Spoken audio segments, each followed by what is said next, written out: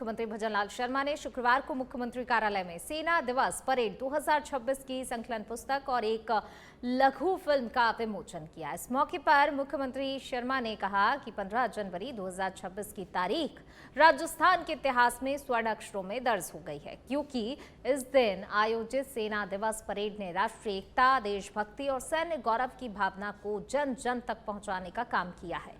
उन्होंने कहा कि आयोजन न केवल सेना की शक्ति और पराक्रम का प्रतीक है, बल्कि युवाओं में देश सेवा की प्रेरणा भी जगाता है। कार्यक्रम के दौरान मुख्यमंत्री ने सेना दिवस परेड के सफल आयोजन में महत्वपूर्ण भूमिका निभाने वाले प्रशासनिक और सैन्य अधिकारियों को सम्मानित भी किया। इस अवसर पर मुख्य सचिव वी श्रीनिवास, सप्त शक्ति कमान के सेना commander lieutenant general Manjinder Singh सहित प्रशासन, पुलिस और सेना के कई वरिष्ठ अधिकारी उपस्थित रहे।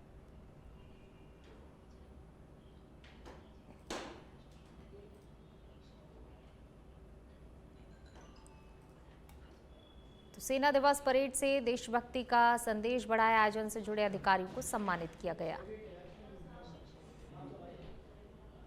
और ज्यादा बातचीत के लिए हमारे पॉलिटिकल एडिटर लाल सिंह फौजदार हमारे साथ जुड़ गए हैं। लाल सिंह जी, सेना दिवस परेड 2026 की पुस्तक का विमोचन किया गया, क्या कुछ अपडेट?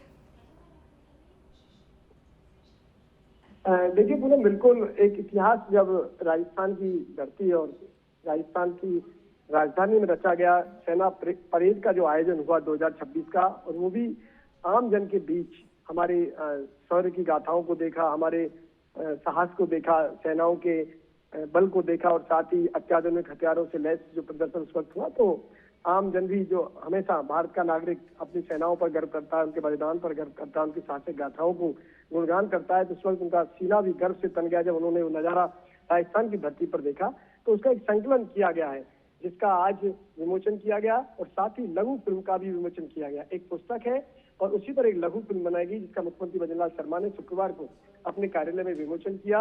इस मौके पर उन्होंने कहा कि 15 जनवरी 2026 की तारीख को राजस्थान के इतिहास में स्वर्ण अक्षरों में अंकित हो गई है। सेना दिवस परेड ने राष्ट्रीय एकता, देशभक्ति और सैन्य गौरव की भावना को जन जन तक पहुंचाया है। इस दौरान मुख्यमंत्री ने सेना दिवस परेड के आयोजन में महत्वपूर्ण भूमिका निभाने वाले प्रशासनिक एवं सैन्य अधिकारियों को सम्मानित किया। इस अवसर पर मुख्य सचिव सहित तमाम अधिकारी भी मौजूद रहे। जी, शुक्रिया लाल सिंह जी इस तमाम जानकारी को साझा करने के लिए। तो मुख्यमंत्री भजनलाल शर्मा ने पुस्तक का विमोचन तो किया ही, लेकिन साथ ही अधिकारियों को सम्मानित भी किया गया। देखिए, पुस्तक का विमोचन और साथ ही फिल्म भी जारी की गई। 15 जनवरी 2026 राजस्थान के लिए ऐतिहासिक दिन रहा, ये मुख्यमंत्री ने कहा। सेना दिवस परेड से देशभक्ति का संदेश बढ़ा है। आयोजन से जुड़े हुए अधिकारियों को सम्मानित किया गया।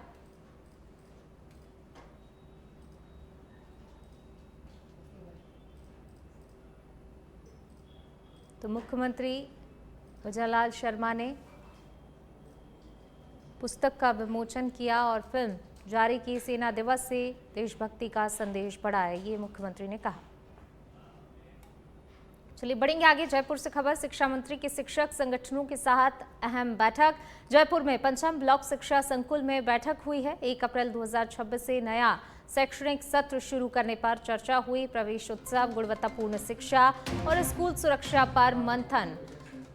शिक्षा मंत्री ने कहा, शिक्षकों के बच्चे सरकारी स्कूलों में पढ़ें। शिक्षक संगठनों ने समय पर किताबें, डायरी और यूनिफॉर्म देने की मांग की है। वहीं शिक्षकों को गैर शैक्षणिक कार्यों से मुक्त करने की भी मांग रखी गई है।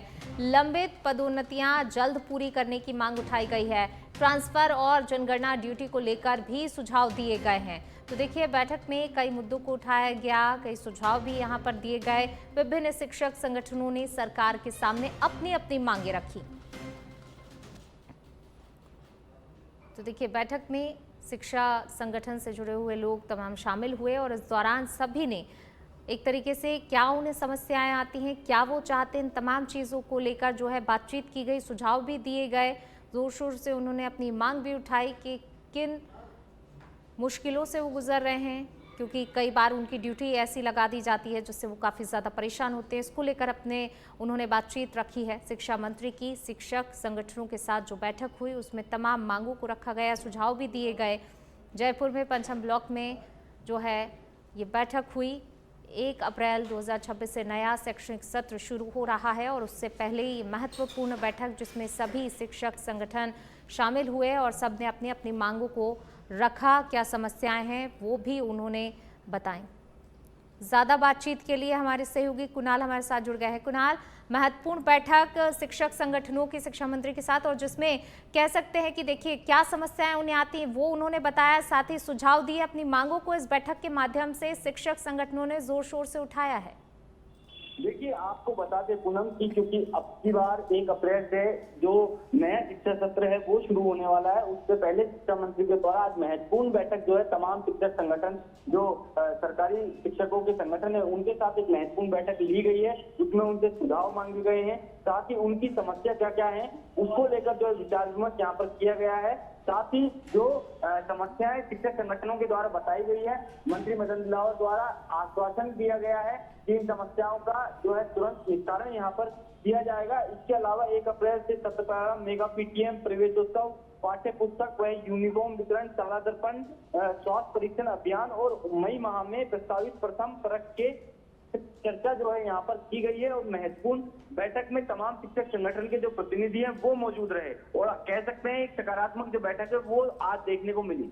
जी शुक्रिया कुणाल इस तमाम जानकारी को साझा करने के लिए। तो बिल्कुल कह सकते हैं कि देखिए सकारात्मक बैठक यहाँ पर देखने को मिली, क्योंकि अब नया शैक्षणिक सत्र शुरू हो रहा है, लेकिन उससे पहले जिस तरीके से अपनी समस्याओं को रखा, समाधान की मांग की कि समस्याओं का समाधान किया जाए, तो आश्वासन भी दिया गया। करौली के हिंडौन सिटी से खबर है, दबंगों ने दलित युवक रामवीर जाटव के साथ मारपीट की है। गंभीर घायल रामवीर जाटव की जयपुर में उपचार के दौरान मौत हो गई। घटना के बाद जाटव समाज में काफी ज्यादा आक्रोश देखने को मिल रहा है। एएसपी सत्येंद्र पाल सिंह और डीएसपी मुनीश कुमार को ज्ञापन सौंपा गया है। 24 घंटे में गिरफ्तारी नहीं होने पर आंदोलन की चेतावनी इनकी तरफ से दी गई है। सुरोड थाने में करीब 10 लोगों के खिलाफ हत्या का मामला दर्ज हुआ है। पुलिस की आधा दर्जन टीमें आरोपियों की तलाश में जुटी हुई हैं। 4 मार्च की ये पूरी घटना बताई जा रही है। जयपुर में मेडिकल बोर्ड से पोस्टमार्टम रिपोर्ट जो है जारी। सुरोड थाना क्षेत्र के भूकरावाली गांव की घटना है। 4 तारीख के बाद 4:30 बजे कौन कौन लोग थे वो? बेशक काफी लोग थे, मीना समाज के लोग थे।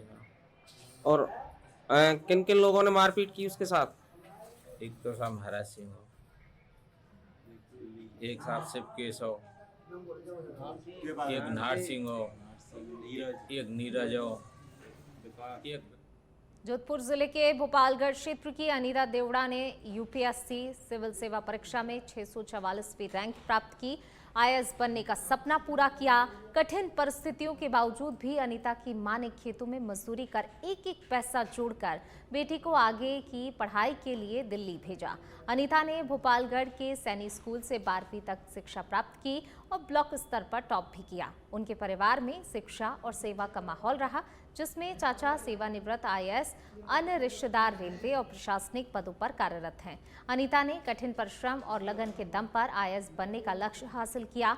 उनकी इस सफलता से पूरे भोपालगढ़ और जोधपुर जिले में खुशी और गर्व का माहौल देखने को मिल रहा है, जबकि उनकी मां की मेहनत और त्याग को सबसे बड़ा योगदान माना जा रहा है।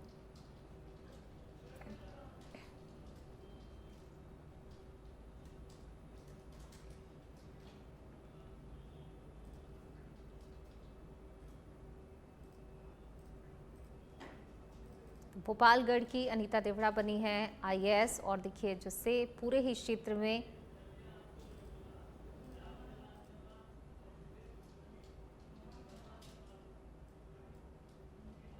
चलिए रुक करते हैं खबरों का। आगामी ग्रीष्म ऋतु में शहरवासियों को निर्बाध पेयजल उपलब्ध कराने के लिए जिला कलेक्टर डॉक्टर जितेंद्र कुमार सोनी ने अधिकारियों को आवश्यक तैयारियां समय पर पूरी करने के निर्देश दिए।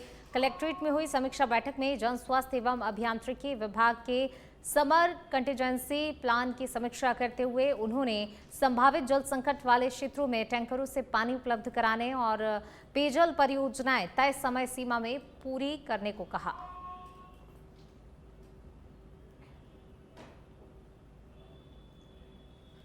और इसी बीच रुक करेंगे अगली बड़ी खबर का। जयपुर से खबर, जहां अंतर्राष्ट्रीय महिला दिवस पर महिलाओं को बड़ी सौगात मिलने जा रही है। जयपुर सिटी ट्रांसपोर्ट की सभी शहरी बसों में महिलाएं मुफ्त यात्रा करेंगी। तो देखिए, वुमेन्स डे पर ये महिलाओं के लिए खास सौगात, बड़ी सौगात।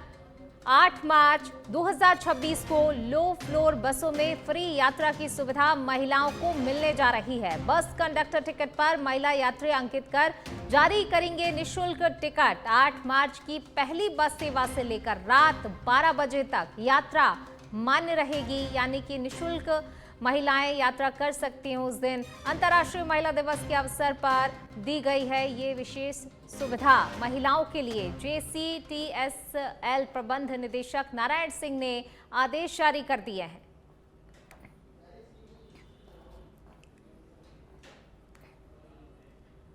अलवर के रामगढ़ से खबर है, उद्योग नगर थाना पुलिस ने बड़ी कार्रवाई की। बड़ी कार्रवाई करते हुए टेम्पो चालक के पैर में गोली मारने वाले आरोपी को गिरफ्तार कर लिया। आरोपी ने 1 मार्च की देर रात बख्तल चौकी क्षेत्र में टेम्पो चालक सुमित पर फायरिंग की थी।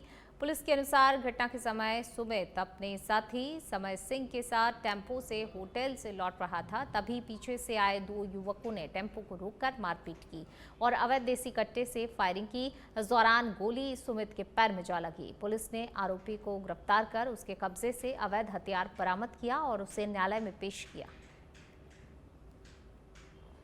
तारीख को सुमित नाम के युवक ने FIR दर्ज कराई थी कि 1 तारीख की रात को मैं होटल पे खाना खा रहा था। वहाँ कासुनी के बाद में रमन कुमार नामक के एक व्यक्ति और उसके साथी ने मेरे साथ मारपीट की और रमन ने अवैध हथियार से फायरिंग की, जो गोली मेरे पाँव में लगी। अनुसंधान प्रारंभ किया गया, प्रकरण दर्ज किया गया और उसके बाद में सही तथ्य पाए जाने पर आरोपी रमन कुमार को गिरफ्तार किया गया और उससे हथियार बरामद किया गया, कोर्ट में पेश कर दिया।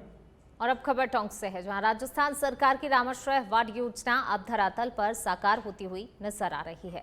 आज टोंक जिला मुख्यालय स्थित सादत अस्पताल में इस योजना के तहत 1 दिवसीय स्वास्थ्य शिविर का आयोजन किया गया, जिसका शुभारंभ भाजपा जिलाध्यक्ष चंद्रवीर सिंह चौहान, जिला प्रमुख सरोज नरेश बंसल ने किया। शिविर में बुजुर्गों का स्वास्थ्य परीक्षण किया गया। विशेषज्ञ डॉक्टरों ने गंभीर बीमारियों से ग्रसित मरीजों का उपचार किया। प्रमुख चिकित्सा अधिकारी डॉक्टर हनुमान प्रसाद बैरवा ने बताया, सादत अस्पताल में बुजुर्गों के लिए 10 बेड का अत्याधुनिक रामाश्रय वार्ड बनाया गया है, जिसमें कैंसर, न्यूरोलॉजिकल और अन्य गंभीर रोगों से जूझ रहे बुजुर्गों का बेहतर इलाज किया जा रहा है।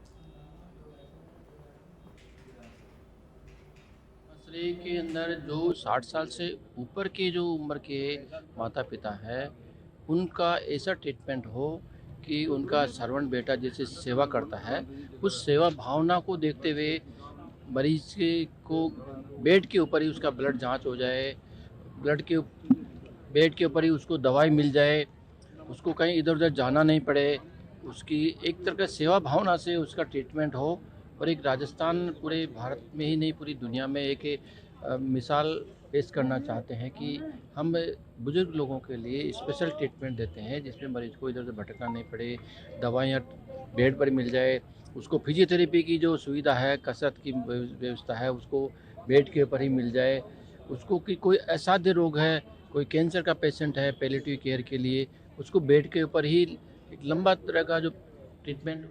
बांसवाड़ा जिले के कसारवाड़ी थाना क्षेत्र के छियाखूंटा गांव में सीनियर स्कूल के सामने तेज आवाज में डीजे बजाने पर पुलिस ने सख्त कदम उठाया। जिले में स्कूलों में परीक्षाएं चल रही हैं, लेकिन रात के समय तेज डीजे और साउंड सिस्टम से छात्रों की पढ़ाई और परीक्षा की तैयारी प्रभावित हो रही थी। सूचना मिलते ही थानाधिकारी राजवीर सिंह मौके पर पहुंचे और तुरंत कार्रवाई करते हुए डीजे बंद करवाया, साउंड सिस्टम जब्त कर लिया। डीजे संचालक के खिलाफ मामला दर्ज कर लिया गया है। आयोजकों को स्पष्ट हिदायत दी गई है, परीक्षा के दौरान स्कूलों के आसपास तेज आवाज वाले उपकरणों का उपयोग बिल्कुल ना करें। पुलिस की त्वरित कार्रवाई से विद्यार्थियों, अभिभावकों और विद्यालय स्टाफ को भी राहत मिली और प्रशासन के कदम की सराहना की।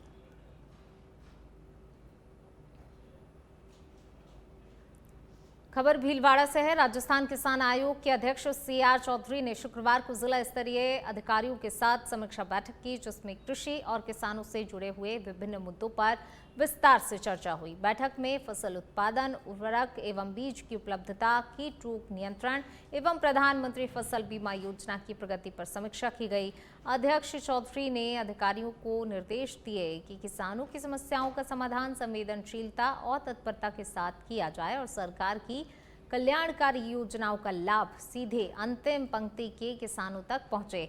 उन्होंने कहा कि कृषि क्षेत्र प्रदेश की अर्थव्यवस्था, आधारशिला और किसानों के हितों की रक्षा और उनके जीवन स्तर में सुधार के लिए योजनाओं का प्रभावी क्रियान्वयन प्राथमिकता होनी चाहिए।